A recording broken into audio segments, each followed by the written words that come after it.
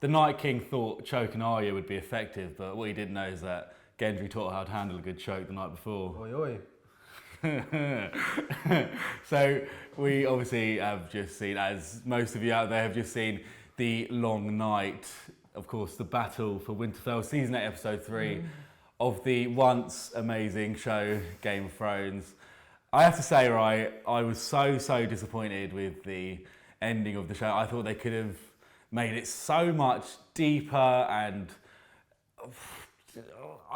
I don't know where to begin. I'm so let down by it. I want you to like get everything you want to say out. I want you to have a monologue and just let it all out. Okay, like so therapy. It's cool. It's fine. Okay, thank you. From the first episode of season 1, we have heard about these mythical creatures, the unstoppable supernatural White Walkers, who are going to come and take over Westeros. What do they want? Who is the Night King? What's their history? What's their ultimate goal with Westeros? They come, their first battle beyond the wall, they get stabbed by Arya. I get she's a trained assassin, this, that and the other, but surely there is more to them. We found out nothing about the Night King other than what we had already known, like season 5, that he was created by the Children of the Forest, blah, blah, blah. There were so many theories about the Night King and like I say, what he wanted and who he was and his history. He comes down there and it turns out he's just another generic bad guy from a film, from a kind of Hollywood film. It was, for me, it was so disappointing. There are so many things they could have done with that character. Because surely he was, I know it's called Game of Thrones, and we've had this discussion already. It's called Game of Thrones, but what it's been hammered into us throughout 8 seasons is actually, hold on, it's not actually about this stupid power play in Westeros. It's almost like, what I've heard it being described as before is like a kind of thing about like global warming, like the incoming doom that no one's talking about. People are so worried about other things, this huge thing's coming. And then it comes and it just ends like that, and there's nothing, and now it's over. So winter came and winter went in one episode. Is it my turn? I mean, that was my little monologue, yeah. Okay, cool. Just to get out there, I enjoyed the episode. I actually found myself on my feet for most of it, partly because I had to get right up to the screen to actually see anything happen. But that's something we'll get to later. But overall, once I've actually had a few minutes to sit down and think about it, there's some holes in this, and there's some things that I think could have been done better, and there's definitely some things I agree with you. The idea of the fact that the Night King's been lingering since the opening scene, the White Walkers in general, have been lingering since the opening scene of the opening episode. I've got a friend right now who's watching season 1, and he's like, when's winter coming? This, that. And I'm just like, for that to be such a big thing, and I don't want people to say like, oh no, it's yes, it's Game of Thrones and it's all about the political power struggles, and yes, that's kind of what I like about it. But to say that the Night King and the Army of the Dead is anything other than a red herring when it's being teased for 8 seasons and then the whole thing just sort of crumbles, literally crumbles in one. And we'll get to one specific thing you called out, Arya, which is something a lot of people loved about this. I've no issue with Arya being the great one to save and kill the Night King. Yeah, she's the baddest bitch on the planet. Everyone loves her, me included. My issue is, don't just jump out of nowhere at the last second when you're surrounded by the Army of the Dead. And yes, I get she's an assassin, I get she's this, she's that. Utilise her powers. She can take people's motherfucking faces. Why not just get her to be be one of the generals of the Army of the Dead and then muck shit up? That would have been a lot more satisfying. I just think it was a bit cheap. It was a bit cheap.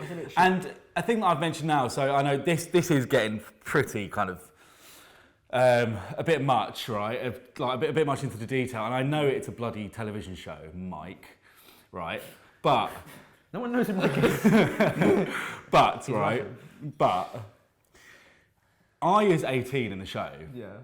When the show started, her character was like 11, or maybe even young, whatever. She has been training with like the faceless people, this, that, and the other, for at most 6 or 7 years, tops. Are you telling me that she's skilled enough to sneak past an entire army of the dead, plus 7 generals, go up to the Night King, who no one can kill, Jon Snow can't kill, I assume loads of badass people beforehand couldn't kill. Someone who's trained for 6 years, yes, fair enough, she's a quiet assassin. She can't just jump up and stab him like that, surely. Well, at first I was going to disagree with you, but the way it finished, I was like, we're almost on the same page. Yes, I disagree with the idea. I have no issue with the idea that Arya can train for even a few months and become the greatest fighter there is on the planet.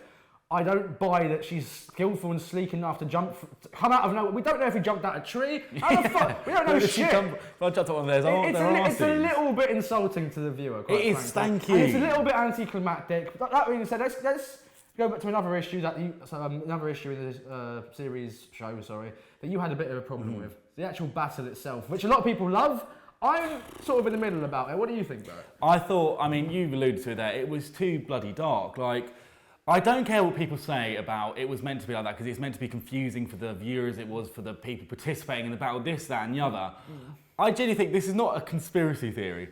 I think that... It is a conspiracy theory. I do think the showrunners were too lazy to put in so much intricate detail into 1 hour and, was it 1 hour 20 or whatever?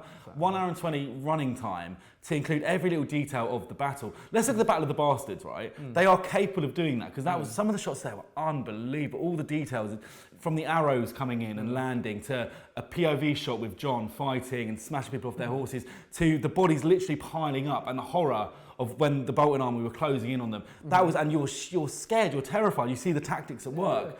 This one was just dark, disorientating and confusing. You have no idea what's happening. So the Dothraki, firstly, who was the military commander? I assume Daenerys was the military commander of the Dothraki. Why the hell? Yeah. So why would they run into darkness? They know that there's so many, because we saw when they planned it on the map, they knew how many White Walkers there were because they surrounded Winterfell. Why would they send an army of top 500 Dothraki horseback riders into the unknown to obviously get slaughtered? It didn't make sense. Let me address that. I just want to separate the whole like army tactics thing out of it because quite frankly, I'm not Sir David Starkey. I'm not going to start scrutinising military tactics when quite frankly, I'm just some fat Jewish guy. Really and truly, I do agree with what you're saying about it being too dark and this and that. I think obviously, unless you're joking about it, the whole like they ran out of money and were too lazy. That's pretty much akin to saying 9/11 was an inside job, or the Earth is flat. It's like, no, I know. Okay, let me rephrase that. Not too lazy. Not too lazy. Can you not see their point though? Of they would have to put in like so. Making this episode because I've watched the inside and I recommend everyone. It's like a 40-minute long inside the episode thing, right? It took so much time and effort to make it like this. Yeah. Imagine how much more work it would have been to include every little detail in, like, so you could see it. Do you not get what I'm saying? It's not a conspiracy theory. It's just from a sheer work point of view, that would take probably about 4 years to do. That's why movies, let's say Lord of the Rings, I keep mentioning it, that takes years to make.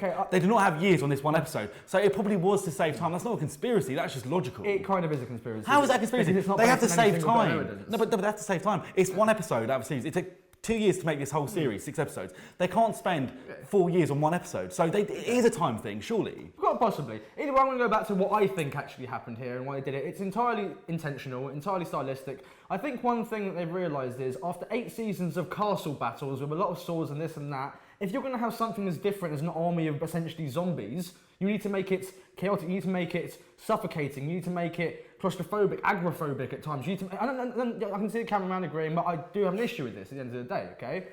That's obviously going to cater to one side of, and this is the beauty of Game of Thrones, you have people that watch it for many different reasons. You have people like you who watch it because they love the intricacy behind the theories and this and that. You have some people who just love to see blood and tits, probably like myself. If you're in it, some people like the cinematic side of it. If you're in it for that cinematic, that experience, that uncomfortableness, then I think they did a fantastic job of it. I also think the pacing was quite good because it had different stages. For example, you had complete utter darkness, chaos, what the fuck's going on. You had a bit of light from that. You had one section that was essentially a music video. You had the sort of suffocating bit in the actual crypt itself, which to be fair, I appreciate but didn't actually enjoy. Yeah. I will say from my personal taste, it was too dark at times. Yeah. It sort of took away from my enjoyment a little bit. I would have liked to have seen a bit more.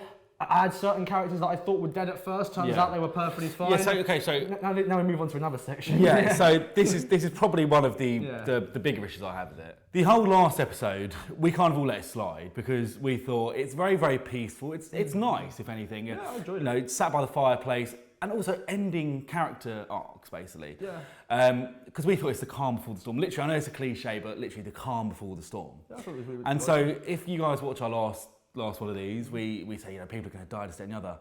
None of the big character dies. So for me, that made the whole last episode completely redundant. Like, not that I want to see Jamie die or Brienne die or whatever, but they made it out like they were, and like it just felt like a cheap shot. The fact that actually the only people that died were Theon, who fair enough, he's probably like a tier 2 character. Yeah, tier 2. Jorah, who's completely irrelevant now. Like his story ended a long time ago. Yeah. Who else? Little Lyanna Mormont, that was quite sad. That was badass. She was a great character. That was the high point of the episode. That was badass as fuck. She was a good character. And Lightbringer. Beric died, and Dolores Ed, who, by the way, how the fuck did this guy survive 8 seasons, basically? So basically, what I'm trying to make is that at top she had a tier 3 character die. And other than that, they were pretty much not like quite relevant. So it made the whole episode before that completely redundant. None of them died. And it completely goes against what Game of Thrones said. George R.R. Martin's Game of Thrones was completely unpredictable. It was, if you think they're safe, they're probably not. Now, what I've read so many times since watching it is plot armor. All the characters have so much plot armor on that they can't be killed. So now Brienne can't be killed, Jaime can't be killed, it seems. Arya, Jon, Daenerys, the Hound, they can't be killed. And it's just like so much plot armor that surrounds them. The surprise is gone. And one last thing really quickly. And this kept bugging me throughout the episode. It would be on a character, whether it be Brienne or Jaime or the Hound or Arya or Jon. They're surrounded by like 20 or 30 White Walkers. They're fighting. Think, oh my god, this guy. And we cut away for 5 minutes to another scene, and then we come back and they're still alive. I think, how is that possible? Like, how is that possible? Well, thank you for stealing all my points. No, I'm joking. Not so much sure about the whole makes the whole last episode redundant thing. That's a debate or kind of contentious thing. I do 100% agree with almost everything else you said. At the end of the day, I think. Look, especially forget the last episode. The opening scene, all these like close, slow, like shots of people's faces, which is was the same guy who directed Battle of the Bastards. He's known for that sort of style, like lots of like drawn out stuff like that. So how about people like them, and they have this moment and this like feeling like shit's really going to happen now. Anyone could die, and that's like you said, the magic of the real George R.R. Martin's Game of Thrones is any motherfucker could die left, right, and centre, and you've still got enough going on for the show to carry on. Yeah. Now this episode does typify. It feels like, plot armor at the time I was going to use it. You got there first, It does really feel like that's the case, and it does cheapen it a little bit. I would have liked to have had at least one person die, and the deaths we had weren't particularly great. No. Theon redeems himself for the 8th time, blah, blah. So does Jorah Mormont. Never gets a fucking glimpse of titty out of Daenerys, and that is the most depressing thing out of the entire thing. Dolorous Ed, like the second he saves Samwell, I was like, he's going to die any second now. Boom. Samwell Tarly manages to survive the entire battle whilst crying and getting fucking saved by several other people. It was... There was a part of me that wasn't satisfied by it, simple as that. The one scene, actually, you mentioned it, the one scene that I was really impressed with, and this was George R.R. Martin's Game of Thrones, is when Jon's going to get Bran and he sees Sam about to die. Yeah. And he leaves it. I thought that's the Game of Thrones that I love. It's that human dilemma of, should I save my best friend who's been with me through thick and thin, or should I do the right thing and actually go and save Bran, because that's going to have big implications. I love that scene. And that's what I like about Game of Thrones, those human decisions in these situations, the kind of reality of it. I know it's a fantasy show, obviously, so that might sound a bit silly, but these human factors to the show, which I love. Quite frankly, that went completely over my head, but that's pretty cool. Look, I say one thing what you want about this episode. And I enjoyed it. I still stand by the fact that I enjoyed it. Definitely enjoyed Battle of the Bastards more. 1,000,000%. But at the end of the day, I'm kind of glad that the White Walkers thing is almost a bit of a red herring, because it's been like this and that whole dragons, the mythical stuff. Because you need to understand, outside of this program, I don't like any of that stuff.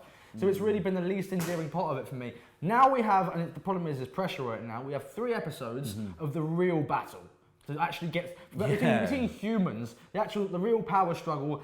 Everyone's house is basically getting lined up and to fight for them. This is what I've been building towards. Okay, so if that does happen, if this is the big battle, who's, for example... I don't know about so much physical battle, but the power struggle. But then who's going to fight with Daenerys? Because she had 3 armies. She had the Dothraki, the Unsullied, and I suppose with Jon, like the kind of the wildlings, whatever. A lot of them are dead. That's the reality of it. So like, who's her army? I don't know, but this is the beauty of what we'll find out. And yes, the thing is, because they've sort of left it to, rather than having the White Walker thing sort of play out alongside it towards the end, it's left a lot more pressure to basically answer those questions. So now the next 3 episodes will really tell whether Game of Thrones as a whole is anticlimactic for me or not. But I have always never been that big fan of the Night King or any of this sort of stuff. I want to know who's going to sit on that throne by the end of it. And right now, after what we saw last night, if it's not Arya Stark, there's a real fucking travesty going on. #feminism. And I hope there are still some twists and turns and some politics, because I love the politics of it. I was saying to the cameraman before the show... he has no name. He has no name. Every line was important in season 1 and 2. Every line was important. Like, what they're trying to tell us, what does that mean, blah, blah, blah, the scheming and that. Now it just seems it's just Hollywood. And the first time I thought that was in season 7, when they went behind the wall, this mercenary group of men went behind the wall to get the White Walker to go and show Cersei. And you knew that none of them were going to die. And they all came back, and Daenerys came and swooped on her dragon. It was just a bit like, it's so Hollywood now, and I really, Ben, please, change my mind. Because I love Game of Thrones. Probably behind the Sopranos. It's funny because it's changed like an entire week. Yeah, well, no, Behind the Sopranos, I think it's probably one of the best shows out there. And I still love it. I'll still stand, despite what I'm saying, I'll still stand by it. Even if it does end a bit shit, I'll still stand by it because overall it's been amazing. Yeah. I just don't want it to end in a sad. And I just hope it's not because George R.R. Martin, because obviously they've gone ahead of him now. I really hope he's still telling them what happens, because I hope they've not just gone off on one and made this crazy Hollywood action film to end it. I don't know. It seems like, I don't know if it's been like this for the last couple of seasons or what, but it seems to me like the dialogue, I don't know if it's always been this way. Everything's trying to be a little bit too funny now. Yeah, I get that. Too much comic relief. Yeah, and that's what's great about Game of Thrones, but there's a balance, man. Yeah. Let's not forget that fucking you guys are all about to die. Stop cracking jokes there. Yeah. I get it's the usual suspects, Tyrion, blah, blah, blah, who are... Yeah, that's what they do, but come on. And just speaking about Tyrion there, Tyrion and Sansa were obviously in the crypt. Now, someone said to me earlier, they were like, I thought they were going to die and stuff. I didn't. For not 1 second. And that's, again, we just keep reiterating the same point now, but I knew they weren't going to die. Well, I reckon Tyrion and Sansa wouldn't die. I think of all the people in the crypt, everyone of any note survived. So Varys, Gilly, fucking all the other ones whose names I can't remember because they're so irrelevant to the plight of Westeros. I just honestly think that, come on, like, I know the big guns are going to survive at this point. Give me something. Give me Varys or someone. Give me Varys. Give me Varys. Yeah, that's all you want. He's got no dick anyway. Yeah. And the crypts as well. Like, I'd heard that maybe Lyanna Stark was going to come alive, Ned Stark. I know it's a bit. And people said to me, it's because you've read so many fan theories, this, that, and the other. But that would be fucking brilliant. But like instead, who comes back? This tall Spanish guy in the library, like, packing books away, and then Arya hides. You really love that Spanish guy, don't you? No, quite frankly, he's so flexible. To where it's like, I think that sort of really boils down to what it's all about. Game of Thrones is different things for different people, and I think we've reached a point quite a few seasons ago where the writers had the impossible task of you cannot please everyone. No, you can't. You cannot. So I think the general consensus out there, I think Rotten Tomatoes gave it 75, which is a lot lower than what big Game of Thrones episodes have got before. Like Back to the Basketball had like 98. It was like the most rated episode ever. And I'll put it to you guys. What do you think? Battle of the Bastards or The Long Night? What was the best? Interesting. Yeah. I'd have to say about 5 or 6 out of 10. 6.5. 6.5. Cool. That was interesting. That was a good one. Yes. Thank you for watching. For more. Video blog. Download the app. You know. You know. You know. You know.